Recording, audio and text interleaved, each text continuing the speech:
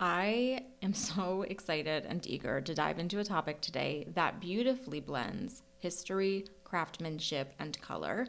We are exploring the collaboration between Benjamin Moore, one of the most iconic names in paint, and Colonial Williamsburg, an institution dedicated to preserving America's early history.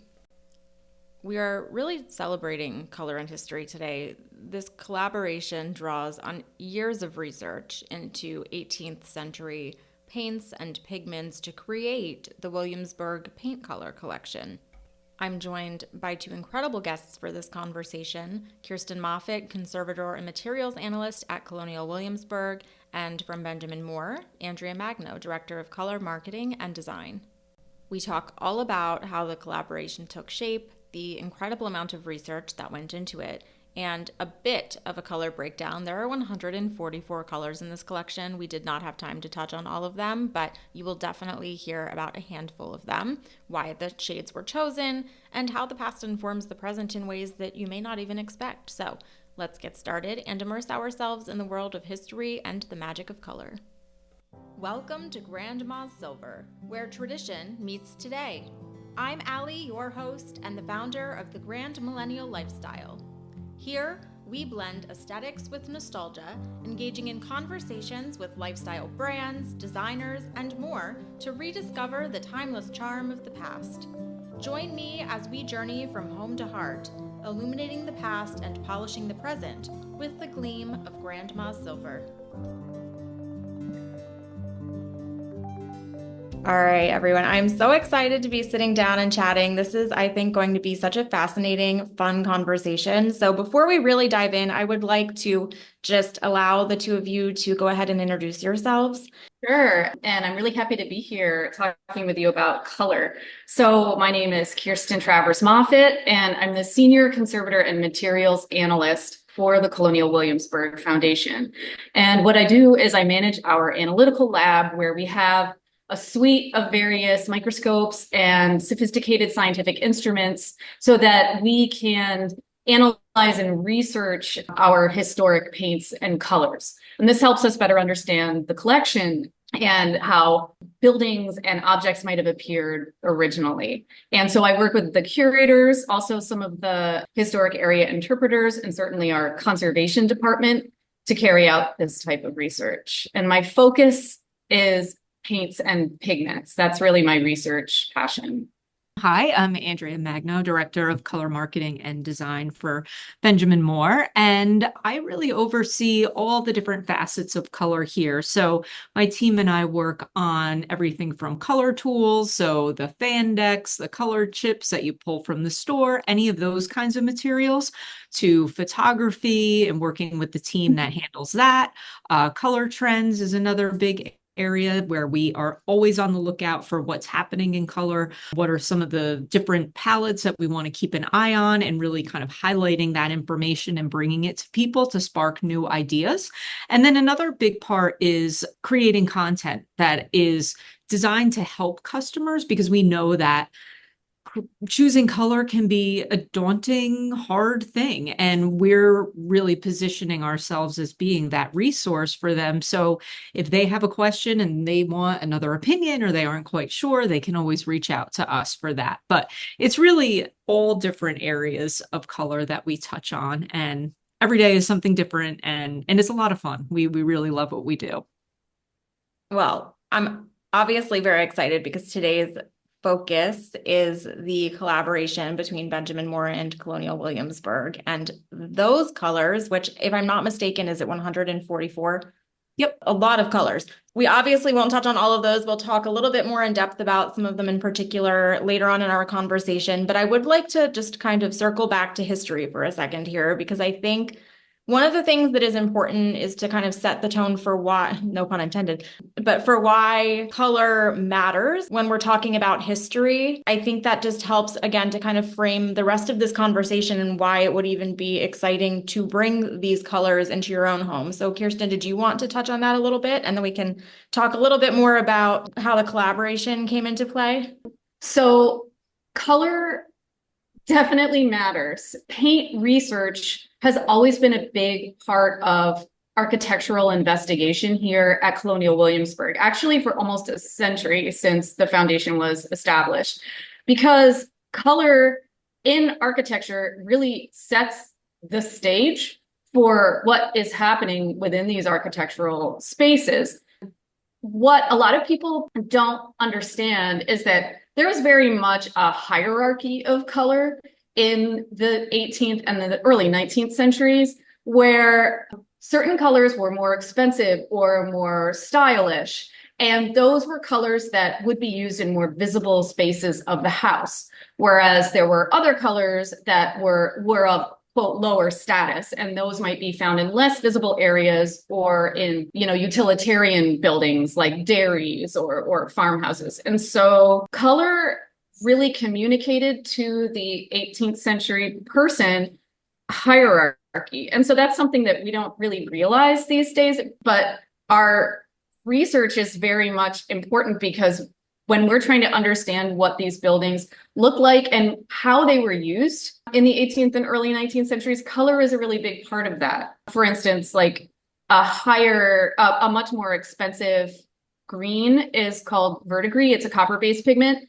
And over our many years of paint analysis at Colonial Williamsburg, we typically find that green used in the highest status space of a house, like a parlor.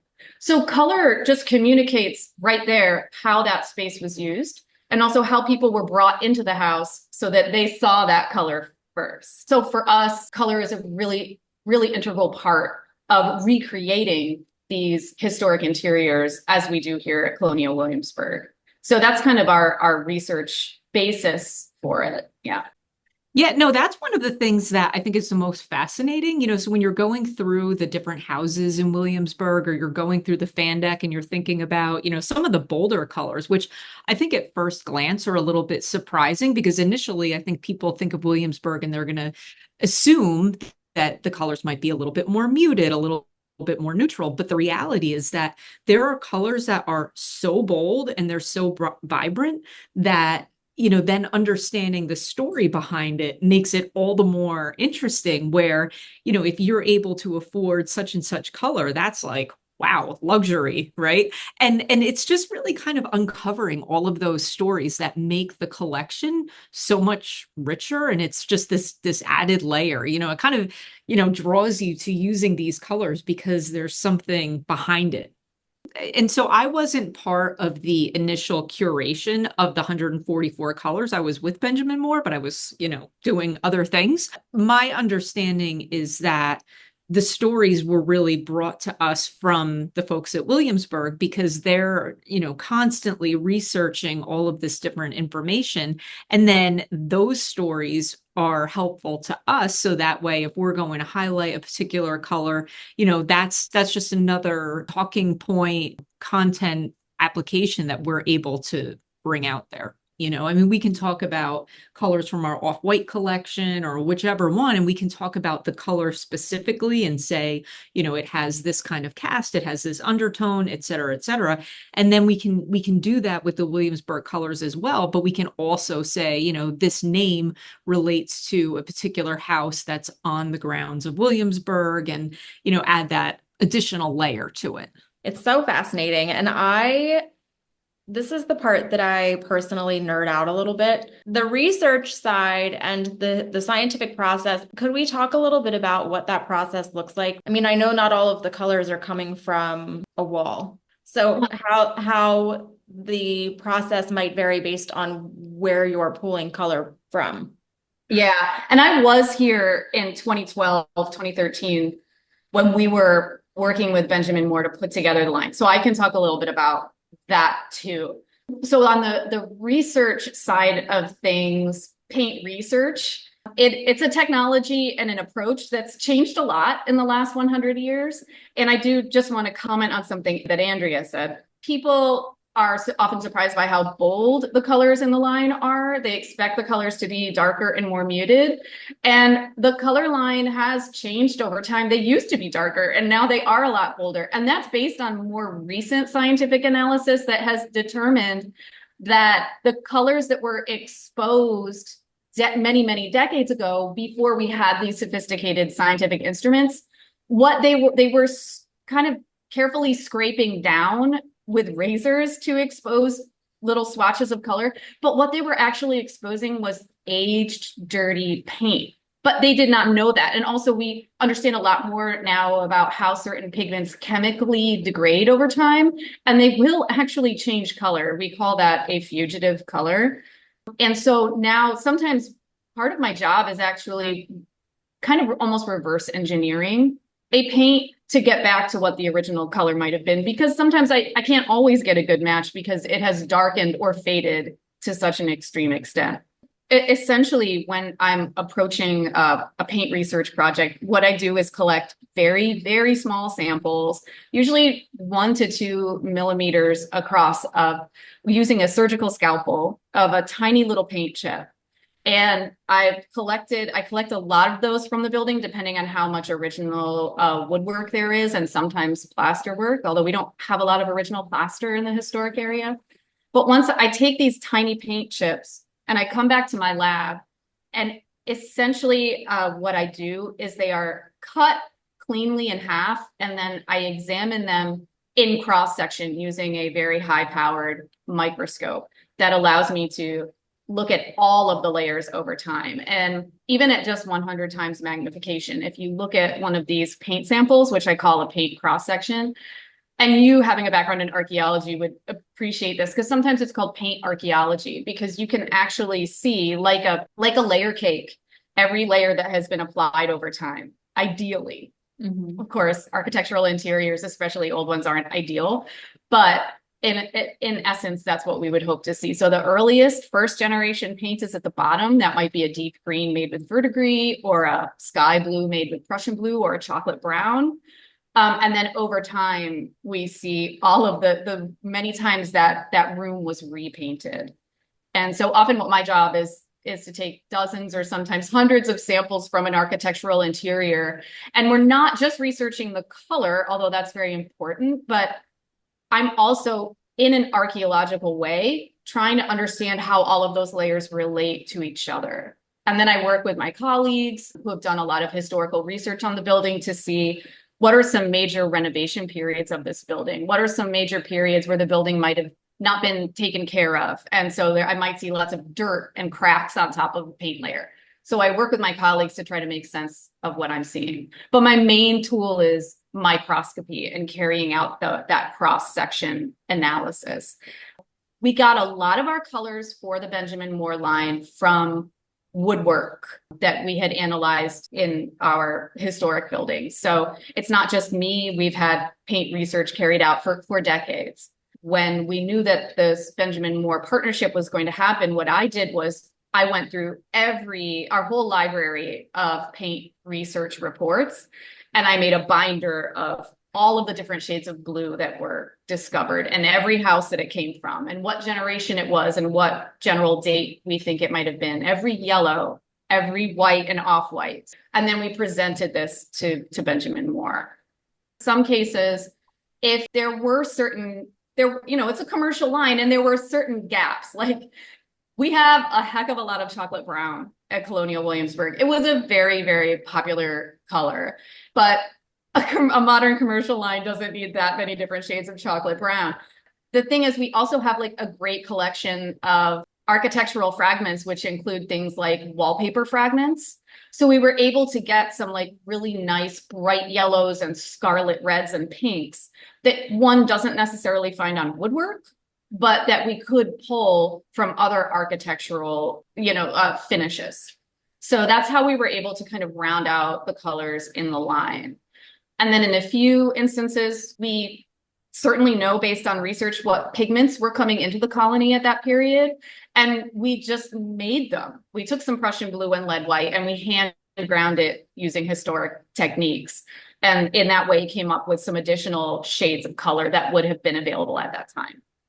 Okay, now you just touched on something, because I do have, this is clearly where my expertise ends. As far as methodology, when you're talking about, because you said we made them, one of the things I was wondering, so when you're talking about looking at things from that layer perspective, how are you translating that then to what you're looking at through a microscope to like something you can do you have to recreate what you're seeing until it matches?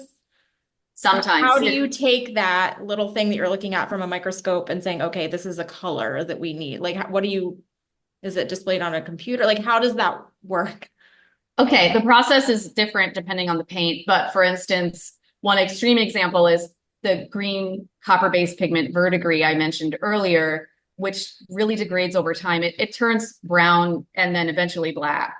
So when I see a greenish brown paint under the microscope, at this point, and I can pretty much, I get a sense that, oh, that looks a lot like verdigris I've seen in the past. But what I will do is I will carry out additional analyses. I will confirm the presence of copper. That helps me understand that, yes, it's verdigris. I can carry out other techniques known as like Fourier transform infrared microspectrometry, which can tell me that it is a copper acetate, which again confirms verdigris. Then I can carry out other analyses and find that there was actually a little bit of yellow ochre in that. So, okay, it would have been like a more yellowish grassier green. Also has a lot of lead white in it. This would have made it a more opaque paint rather than a glaze. So I carry out a lot of different analyses until I understand what pigments were used to create it. And then for this one particular project, I have a good friend and colleague who actually is a historic paint expert who makes and applies historic paints in museums and period rooms in America. And he has hand ground like 30 different samples of verdigris by mixing it with various proportions of the pigments that I found through my analysis to give us an idea of what it might have looked like originally. And it's like a nice, rich hunter green, which is not what it looks like now. Now the 300-year-old paint in that parlor is brown. Sometimes some of the colors that I find through my analyses, I can actually get a nice color reading from them using a microscope colorimeter. And what that does is it measures the paint and turns it into numerical values. And then I can plug that into a calculation and I can find what the closest commercial, match would be like for Benjamin Moore so that you could actually have a swatch you could hold in your hand. Okay. So some paints survive enough that I am able to do colorimetry confidently. And I know like, okay, this doesn't contain any pigment that would have faded or darkened. So I feel confident measuring this color, but sometimes we do need to totally reverse engineer things and hand grind samples and paint them out so that we have an idea of what it looks like. In the end, for every project, I write an illustrated report, but they always have Ben Moore color cards in them. So it's got something physical that someone pulling that report can check. You mentioned like dissecting, and I don't know if this is the right word to use in this context, but when it comes to actually figuring out what materials were used to create these historic paint colors originally, do you have a sense of how those colors came to fruition? Like, how are they getting historically a particular shade of blue? Because you're looking at its composition. We were a colony, so pretty much all of the pigments were being imported. So we have lots of great advertisements and documentation, and we know what pigments were being imported. They were very limited in what they had available to them. I mean, they could still make a great spectrum of color, but it's very different from today where you can walk into any store and literally buy any shade of paint you want. So historically, the other thing too was that the painters made paint on site. You didn't go buy it at a store. They also didn't have the technology for long-term preservation and storage of paint. So your paints were made on site. Your painters were there. It was just by that, hand grinding using what's called a muller and a slab, like a really heavy muller tool to grind out all of the crystalline bits of the pigment and adding your linseed oil for woodwork, for instance, and almost like cooking, you're kind of creating the shade as you are there using the pigments that we presume the owner of the house would have purchased. We do have this 1798, I think, house painting contract for a house in the Williamsburg area. And the owner is very specific on what pigments he wants used on the kitchen versus the main house, how he wants the sash painted, how he wants the doors painted. And what's really interesting is he wants like the cheaper pigments used on the kitchen, but the more expensive pigments used on his main house. So again, we have that hierarchy of color. But it's also, and correct me if I'm wrong, but Based on some research that I've done for, different things on pigments, it's also, and I think this is what you're saying, it's the availability. So if you're, in a particular area and you're able to get whatever, I don't know, ochre or something, I'll just use that as an example. If that's readily available, that's what is going to be used in the lower end homes and things like that. But then the people who are, more well-to-do, they're able to import things from Europe and so forth. And so that's where a lot of the pigments were coming from. And that's where, really picking out, we're going to put this color in this parlor and playing with that status symbol. We have so many surviving buildings, but many of them are gentry houses. So, which doesn't necessarily reflect the common citizens of Williamsburg at the time. But so it is the higher status houses. And like you're saying, Andrea, they had more flexibility in what they could choose for their houses. But a lot of the, more utilitarian buildings used things that, like you're saying, were made of locally available materials like lime wash. Lime wash is just burnt oyster shell or, limestone. And we have a lot of oysters in this area and ochres and things like that. And black pigments, I mean, you can simply just make a black pigment by grinding down charred plant material. So there are things like that that were readily available. Up tar is another example. We have so many pine trees around here. And so tar became a very useful medium for paint. So yeah, they are using a lot of the locally available materials in the more common houses. Mm-hmm. So it all depends on your status. Yep. You already had access to a lot of these colors prior to the collaboration. So at what point did you blend? did you come together to make this collaboration? And then how do you narrow down? I mean, 144 is still an impressive collection, but how do you even bring it down to 144 or figure out what that all looks like and how it comes together?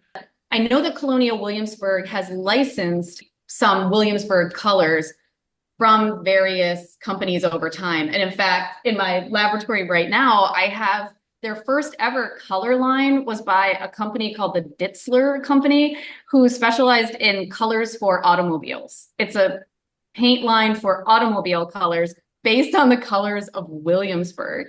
And they have, the colors of like clay, off-white from a clay pipe, or the reddish brown of a brick. So it's a really interesting 1930s color line. So, and I think it is maybe just about 30 colors or so. So the new line is certainly expanded from that. But over the years, the line has gone through some changes. When I started at Colonial Williamsburg almost 15 years ago, the line wasn't Benjamin Moore. But when we heard that Ben Moore was interested in revamping the line, it was really exciting for us because the line had not been updated with any new research in decades. So it was a chance to really look more closely at all of the research that we had been doing and translate, just really getting down to those color cards at the end. It was really an interesting exercise too, just to see where the clusters of color appeared throughout our historic area. That was where I jumped in on the revamping of the line. It was like, we really want to revamp this. And it was great because Ben Moore too was open to these brighter colors, that we realized, okay, a lot of these blues in the old line look kind of green. And now we know that's because the linseed oil yellowed over time. And that's not necessarily reflecting what they look like when they were fresh. But now we can give you, more updated and we feel like more accurate evidence-based line. Yeah. And from my understanding, and, again, I was a step removed from when everything kind of came together in 2012, 2013. Benjamin Moore has such a rich history ourselves, and we're very engaged in historic preservation. And, there's a lot of, I think, commonalities in the things that we really value. And so it felt like a really great match where we would be able to collaborate and be able to come up with this refreshed collection of color that has that historic provenance to it, but yet also is going to be very relevant for today's customer. And I think that's one of the things that's really amazing about the collection. It's, being able to take inspiration from the past, but then putting it into these more modern kinds of environments and really celebrating these colors. And we've had our historical collection that we're really well known for. We introduced that in 1976 at the bicentennial. And Williamsburg felt like it's like the perfect complement to that collection. So it's almost like if you take the two together, it's just theoretically all you need, right? Because there are great neutrals, there's great brights, they work interior, exterior. So, there's so much that you can do with it. So it's just like a perfect match. Well, and it's so brilliant too, because as you're saying that, it's also the perfect match. I mean, the Williamsburg brand is all about bringing the past into the present and keeping and that kind of pointing out that relevancy of history. So it's a beautiful match. I do want to hear a little bit, Andrea, just kind of about, again, understanding maybe there was this past collection, new research. I have no understanding of how this works behind the scenes. So could you fill in some gaps? The process for developing the actual colors that, we are then putting into a can of paint, that's a really interesting process too. So I think it's twofold, right? So there's the unbelievable microscopes and the research that happens in Williamsburg, which, by the way, when I was in the lab there, I was completely geeking out for, seeing these cross sections. It's amazing. But then, once we have an idea of what color we're aiming for, then we'll work very closely with our labs to develop what that prescription is. And so that's a number of rounds of tweaking the color and going through it again and again to get to exactly what we want. And then having, the drawdowns and then looking at all of the colors together so that you can wind up with a very well-rounded collection where it doesn't skew too far one way or the other, like too many brights or too many neutrals. And we want to be able to have a comprehensive offering, but one that still feels curated enough that it's not an overwhelming number of choices. Do you want to call out any, I mean, of course, there's 144 colors, but are there any that you want to specifically call out that we know the story of? And maybe this is like a tag team effort here.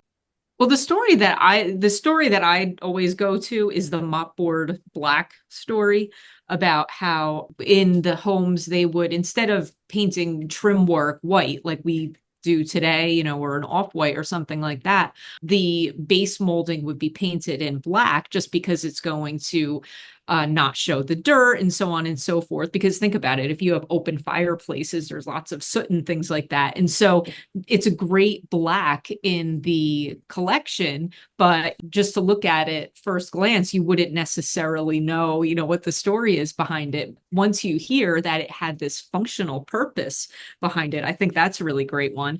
And then I think bring that back too, by the way, as someone who doesn't want to leave her baseboards all the time. I know that's like a super smart move. But then I think there was also a story of was it a china cabinet that there was almost behind layers of wallpaper, there was a fragment of a bright, bold red-orange kind of color that wound up being used. I don't know, Kirsten, if you know that story. We do, yeah, we do find that a lot of vivid red orange used inside of corner cupboards or what we call buffets, which are literally like built-in corner cupboards. And they would use this really vivid orange red made with a pigment called lead red. And I joke that it's literally traffic cone orange. It's so vivid. But what would you would want to use that color in your cupboard where you're displaying your fine, ceramic ware. So that's really going to draw your eye when someone comes into the room. Colors had a job and a purpose back then, very, very different from the way that people use color today. I don't know all of them off the top of my head, but every color in the line has a story. Every color in the line came from something. And I mean, I think the color that for me, that comes up most of the time is, I'm looking through it right now, but I believe it's Mayo House Teal. Oh yeah, Mayo Mayo teal. teal. Mayo teal. That's That's a a good really one. popular color. And I get why, because it's a beautiful blue with a little bit of green. And that was one of my earliest paint analysis projects here at Colonial Williamsburg. It was from a fragment in our collection, and it was found on a baluster that was part of a staircase that was in one of our original buildings. And the cross section was really beautiful, and it had lots and lots of white paints, and it's currently painted white, but at the bottom it had this lovely bluish teal. So that's like where that color particularly came from. And it was made with a pigment called Prussian blue, which was introduced in 1704, and it became extremely popular in Colonial Williamsburg. It is the blue that I find absolutely everywhere. And it has something called high tinting strength. So all you need is just a little bit of it, and you get this beautiful sky blue if you add it to a lead white paint. So we really see a lot of this sky blue color too, like, Anderson blue and Galt blue. We have a lot of blues in the collection, but I mean, that's because it does represent a very popular color that was here in the 18th century. Again, that's because Prussian blue gets introduced in the early 1700s. Before that, there's really no good blue to use on a large scale interior like architecture. Indigo doesn't really work well in oil. Ultramarine is like lapis lazuli that you only see on a devotional painting of the Virgin Mary, like that you can't. So the introduction of something like Prussian blue, it like people got really excited because it's this new hue that they could use in their interiors. And another thing that came up the other day were like all of the shades of white. You might just think, oh, whatever, it's a paint line, it's just shades of off white. But in the colonial period and early American period, you have a lot of different sources for white. You have lead white pigment in oil, and that makes this really lovely, creamy, warm off-white, but it does get a little like yellow over time. And so we did hand grind batches of that and then measured it after a year or 2 years had gone by so that we could kind of get an idea of different shades of fresh lead white and lead white that was a year or two old. Because Colonial Williamsburg wasn't, we're representing Williamsburg in the Revolutionary period. That's our mission.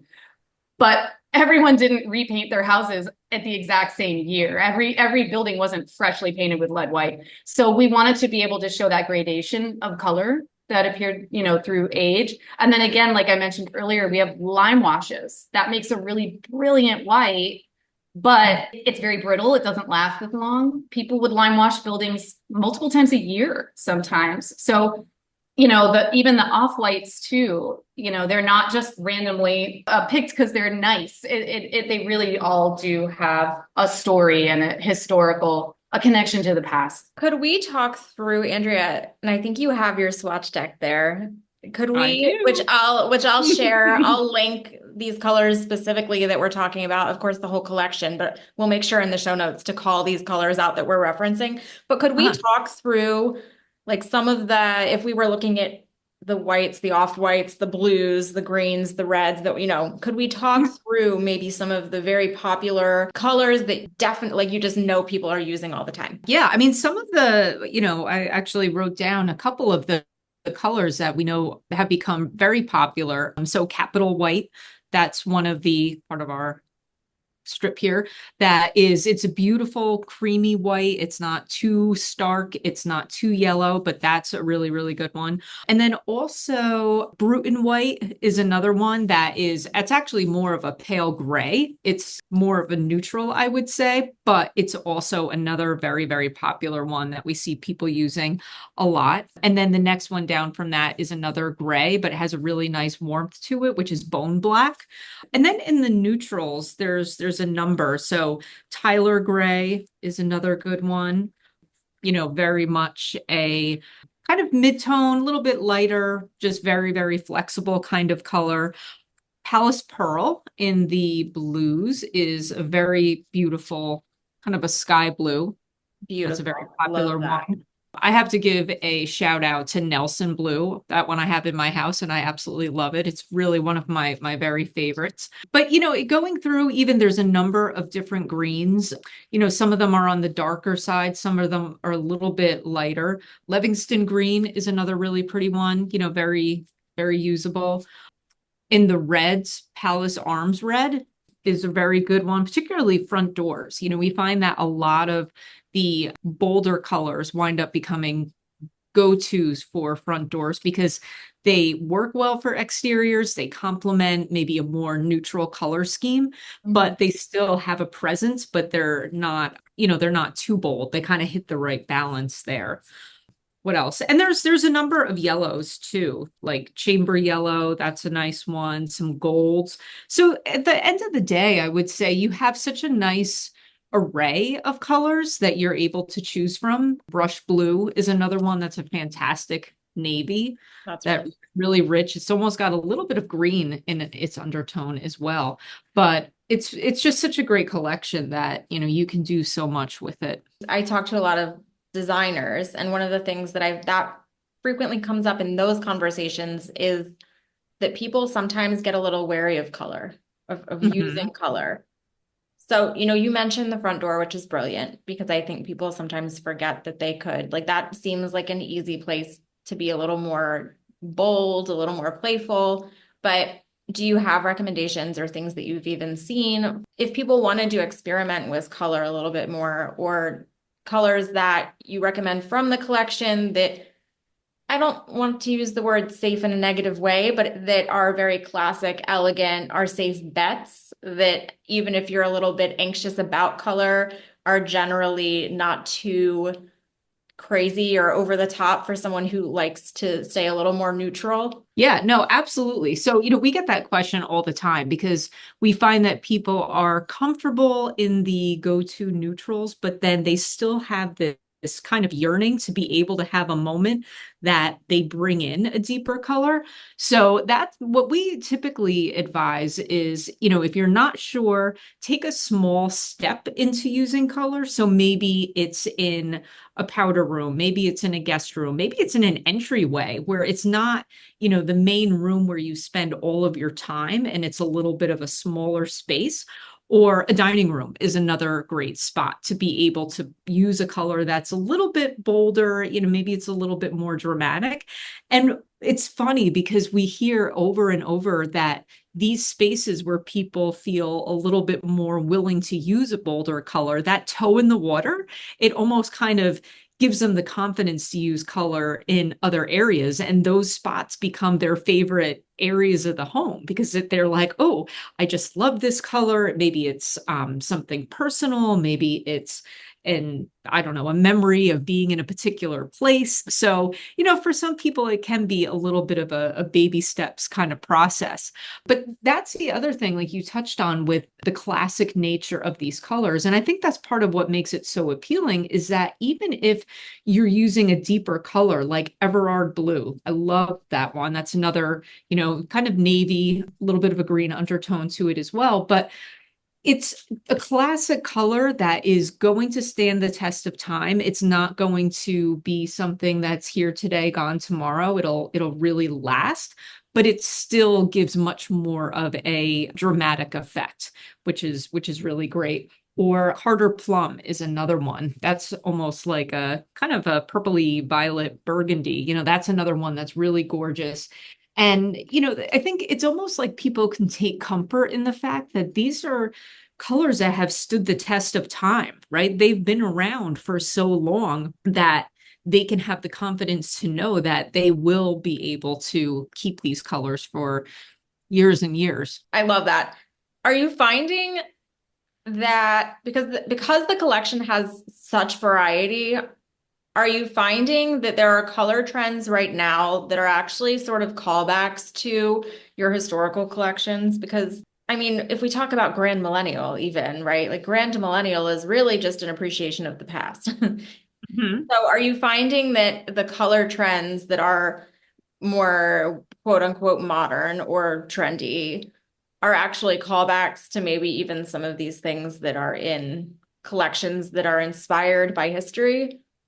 Yeah, absolutely. I mean, I think right now what we've been seeing today and really over the past couple of years is seeing people gravitating more towards warmer colors and colors that have a little bit more warmth to them. I think we had a period where the cooler colors were really, taking over, and little by little getting back to colors that have that comforting feeling. They feel a little bit more welcoming and they don't feel austere, I would say. And then pair that with the different elements that you're bringing in, that maybe it is more traditional. Maybe it's leaning to, woodwork and trim work and things like that, that are more, you could go back decades and you can see all of those different influences and people bringing that into their home. I mean, I love that grand millennial kind of style. I think it's great because you can really create something that's timeless, and you can have these great pieces that you can keep forever and, add other things and keep it refreshed and relevant. And for me, I'm all for it. Can I jump onto that comment? Like, it's more than just an appreciation of the past. It's like also a reinterpretation of it in a modern, fresh way. And here at Colonial Williamsburg, our first ever paint analyst was a woman who had experience with antiques, and she also was trained as an artist. And she was the person who said, hey, if we're going to reinterpret these spaces, color is really important. And she would carefully scrape down and paint out on paper with watercolor all the colors that she was finding. And I've read through her notes, and I love reading about her approach and how important she was to what ended up being my career. And it's funny because for a lot of the public, this was the first time that they had learned about the colonial palette. And she really did not like people using colors in a non-colonial way. I do not feel that way at all. I totally feel like these colors are for everyone to use in whatever way they want. I do certainly believe, of course, that it's important to study and document them and not to strip them away. But I think all of the hues are there for us to reinterpret in our own way for our own modern times. I mean, we can never completely recreate the past, and we really don't.